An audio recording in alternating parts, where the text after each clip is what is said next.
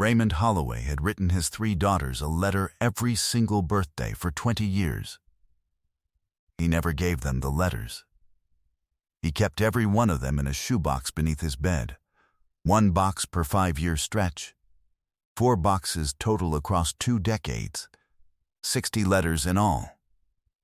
Because he was afraid that one day he would be gone before he had found the right words to say out loud, and his daughters would never know what he had been thinking on all the ordinary days when he was too tired, too overwhelmed, or simply too private to say it to their faces.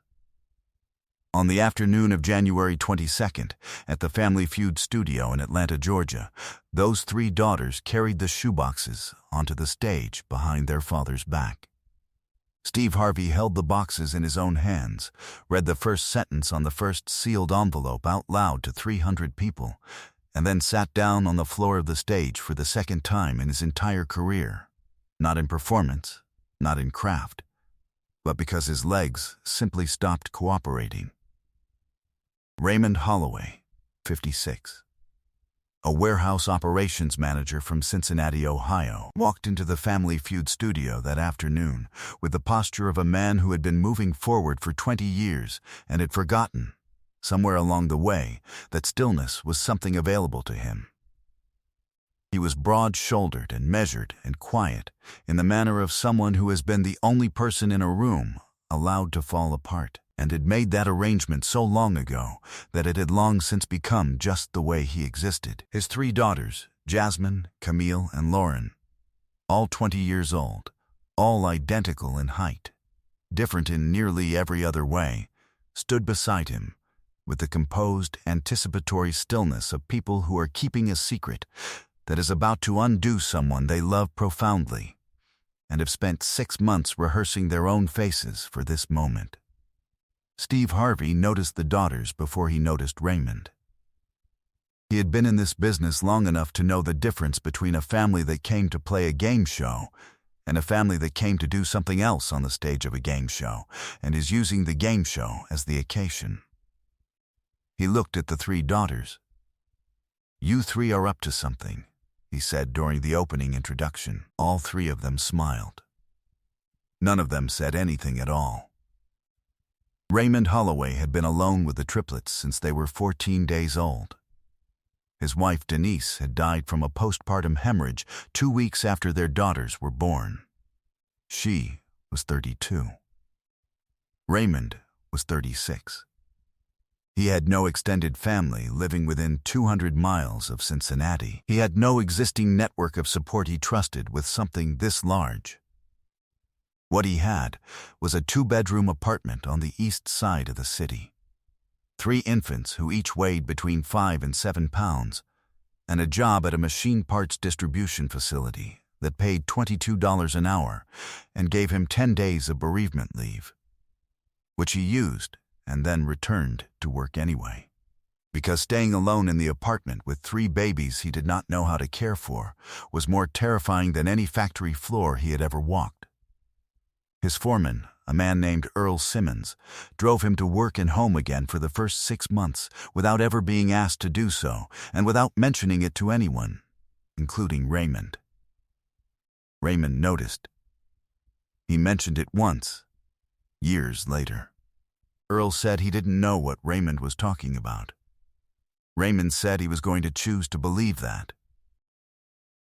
Raymond raised Jasmine, Camille, and Lauren through colic and first words, and the first day of preschool when all 3 of them cried, and he cried in the parking lot after drop-off where they couldn't see him through the window. He raised them through the year all 3 got chickenpox at the same time, and he didn't sleep for 9 days and ran out of calamine lotion twice. He raised them through elementary school science fairs and middle school dances he didn't know how to help them get dressed for. Through the Friday evening when all 3 of them needed, independently and urgently, to talk to him about different things at the same time, and he sat on the couch and listened to all 3 simultaneously for 90 minutes, and then went to the bathroom and sat on the edge of the tub in silence for 4 minutes, because it was the only quiet he was going to get that day. He learned to do their hair from a YouTube tutorial at 11 o'clock on a Wednesday night when the internet was slow and the tutorial kept buffering, and he watched the same 15-second clip 17 times until he understood it. He attended every parent-teacher conference, every recital, every game, every ceremony, every event that had his name on it, and some that didn't. He never dated. Not because he decided he wouldn't, because by the time 3 girls were asleep and the dishes were done and tomorrow's lunches were made, there was simply nothing left of him. The tank was empty. He refilled it every morning. When the triplets were 12 years old, the youngest one, Lauren, found him asleep at the kitchen table at 2 in the morning with a half-finished science fair display in front of him. Styrofoam planets painted in acrylic, toothpick orbits, a handwritten label sheet that had gotten a coffee stain on it. A cup of cold coffee sat beside his right hand. His head was on his arm. Lauren stood in the kitchen doorway in her pajamas and looked at him for a very long time. She did not wake him. She got the throw blanket from the living room couch, walked back to the kitchen, and laid it across his shoulders. Then she went back to bed. She told Jasmine and Camille in the morning. The 3 of them did not speak about it to their father, but Lauren told this story in front of 300 people in a television studio 7 years later, with her voice entirely steady, and she said, "We knew he was carrying something heavy. We knew because we found the evidence, not because he ever showed us." The 3 of them had known, in the way of children who grew up watching someone work very hard without complaint, that their father was carrying something private. Children who are raised by a single parent who never breaks down develop a particular attunement to the internal weather of that parent, the micro-adjustments in posture, the particular quality of the silence after they thought the girls were asleep, the way he refilled his coffee 3 times some mornings without appearing to taste any of it. They noticed these things the way all children notice the things their parents don't say. They did not mention it. They did not need to. The noticing was its own form of love. The shoebox discovery had happened 3 years earlier, while the triplets were helping Raymond pack for an apartment move. Jasmine had been moving items from under the bed when her hand found the first box. She had read the outside label, letters for J, C, and L, do not open, and called her sisters over. The 3 of them had sat on the floor of the bedroom and read every letter in the first box together before they said a word to each other. Then they read the second box. Then the third. Then the fourth. 60 letters, 20 years of birthday thoughts that had been written and sealed and kept and never sent, because the person writing them didn't have the words to say them out loud and was keeping them as a form of insurance against the possibility of leaving too soon. They did not tell Raymond they had found them. They contacted the Family Feud producers 6 months later with their plan. The producers said yes. Patrice had been the only family member besides the daughters who knew, and she had maintained this for 6 months while speaking to Raymond regularly, which she has described as one of the most difficult things she has done in her adult life. The game played out with warmth and competition for the first 2 rounds. Raymond answered with steady deliberateness. He was focused and composed in the manner of someone who has had to be composed for a very long time and has gotten good at it. The Holloways were competitive against the opposing family, the Nguyen family from Dallas, an energetic, cheerful group who played well and communicated with the coordinated shorthand of a family that has been in close contact for a long time. Going into the 3rd round, the score was close and the room felt normal. A good episode, a warm one. And then Steve Harvey held up one hand and said, "We're going to stop the game for a minute." Raymond looked up from the podium. Steve was looking past Raymond toward the back of the stage. Raymond turned. His 3 daughters were standing at the back curtain, each holding a cardboard shoebox. The boxes were sealed with packing tape. Each one had a label in Raymond's own handwriting with a year range: 2004, 2009, 2010, 2014, 2015, 2019, 2020, 2024. Raymond Holloway's hands dropped to his side. His face went through something that had no clear name. Recognition moving through it in stages. The way light moves through water at different depths, illuminating different things at different times. He looked at the boxes. He looked at his daughters. He looked at the floor. He covered his mouth with one hand. He stood that way for a moment that felt longer than it was. Jasmine spoke first. She kept her voice very even. "Daddy, we found them 3 years ago when we were helping you pack. We read all of them." Camille stepped forward. "Every letter you wrote on every birthday. Every year since we were born." Lauren said, "We know what you were thinking on all the days you didn't say it." Steve Harvey froze mid-step. He pressed his handkerchief to his face. He turned and walked, not quickly, not dramatically, just steadily, to the farthest point the stage allowed, and stood there with his back to the room and his face hidden. His shoulders moved. A producer moved toward the stage. Steve held up one hand without looking back. The producer stopped walking. The audience watched Steve Harvey's back in complete silence. Nobody applauded.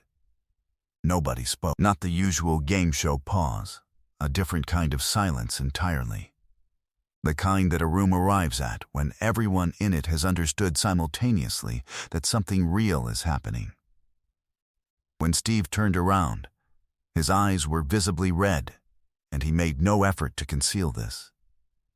He walked to Raymond, who had not moved from where he was standing. "Raymond," Steve said, "I need you to look at me for a moment." Raymond looked at him. Steve said, "I want you to know something that I mean with everything I have." He paused. "I grew up without what you gave those girls. I grew up with an absence where a present father would have been, and I spent years not knowing how to name what was missing. I lived in my car for 3 years. I had nothing, nobody, and I would have given anything for one person who was going to be there every single morning, whatever the morning was. You were 3 people's everything for 20 years. Alone, and you did it without anybody watching. That is not a small thing, Raymond. That is the largest thing I have seen in this building." He wasn't done. Steve pulled his phone from his jacket pocket. Something hosts never do during tapings. A producer stepped toward the stage. Steve held up one finger without looking at the producer, and the producer stopped. He dialed. On speaker. His foundation director answered, and Steve said, "I've got a man named Raymond Holloway. Single father, raised triplet daughters alone for 20 years starting at 36 years old after losing his wife. I want to establish a fund in Denise Holloway's name, his wife, for single parents navigating sudden loss. Starting contribution of $100,000 from me, and I want any of his 3 daughters who still have educational expenses covered in full. Set it up." The director said yes. Steve put the phone away. He wasn't finished. "The Noyen family," Steve said, turning to the Dallas side of the stage, "played a beautiful, warm, generous game this afternoon. They go home with the full prize, from my own pocket. Both families win tonight. This has never happened in the 45-year history of this show." The Noyen family captain, a woman named Mine Join, did not hesitate. She walked across the center stage to Raymond without being asked. She took his hand in both of hers. She held it. She did not say anything, because nothing she could say would add to the moment, and she understood that. Then she walked back to her family, and her whole family was crying, and the crew was crying, and the audience was holding on to their neighbors, and Raymond Holloway was standing at the center of the stage with his 3 daughters and the 4 shoeboxes between them, and Steve Harvey was watching all of it from the side of the stage and said, very quietly, into a microphone that barely caught it, that. Right there. That's it. When the episode aired, 8 weeks later, the clip of Raymond's face as he recognized the shoeboxes became the most watched Family Feud moment of the calendar year. It was viewed 315 million times across platforms in the first 4 weeks. The hashtag, the shoebox letters, was used 11 million times in the first week. A movement of single parents and caregivers writing birthday letters to their children, sealed, dated, stored for later, emerged from the clip within days. It was called the Shoebox Project. Within a year, it had active chapters in 34 states and had been covered by every major media outlet in the country. The Shoebox Project, the movement of parents writing annual birthday letters to their children, sealed and dated and stored rather than sent, had, by the end of its first year, generated over 800,000 letters written by parents across 34 states and 6 countries. The project's website published a collection of anonymized opening sentences from letters participants had chosen to share. You slept through the night for the first time today, and I sat outside your door for an hour afterward because I didn't know what to do with the quiet. You started calling me Dad instead of Daddy this year, and I am choosing to believe you didn't notice me stop walking for a second when you did. I am writing this at 2 a.m. because it's the only time you're not here. Raymond read the collection online and said he recognized every sentence in the way you recognize something that is not yours, but could have been, because it lives in the same country as what is yours. He printed 17 of them and kept them folded in the front of the first shoebox. 3 months after the taping, Raymond Holloway received the first distribution from the Denise Holloway Single Parent Fund. The fund had raised $4.3 million from private donations in the weeks since the episode had aired. Steve Harvey's personal contribution was $200,000. Raymond called Steve directly. Steve answered on the second ring. Raymond said only, "She would have liked you." Steve said, "I know she would have liked you too, brother." A year after the episode, all 3 daughters had completed their first full year of college. Lauren enrolled in social work, Camille in nursing, Jasmine in education. Raymond, in an interview that week, said, "I used to think the letters were for them, in case I was gone before I found the right time. Now I understand they were also for me, because writing them every year meant I had to sit still long enough to know what I was feeling. And some years that was the only time I sat still long enough to know anything at all." Today, the 4 shoeboxes sit in a display case in the living room of Raymond's apartment in a new building on the west side of Cincinnati. The letters are still in them, all 60. His daughters have read every one. Raymond has read none of them back. He says he will know when it is time. He says there is no hurry. He says he has a little more time now, and he is learning what to do with it. If this story about a father who wrote 60 letters he never gave away, and the daughters who found them, moved you in a way you did not expect, subscribe to this channel and hit the thumbs up button. Share this video with someone who is doing the invisible, exhausting, unrewarded work of showing up every single day for the people who depend on them. Because that work is seen, even when it seems like it isn't. Have you ever discovered, later, what someone had been carrying alone for years? Tell us in the comments. And ring that notification bell, because more stories about the kind of love that doesn't announce itself are coming every week. Do not miss a single one.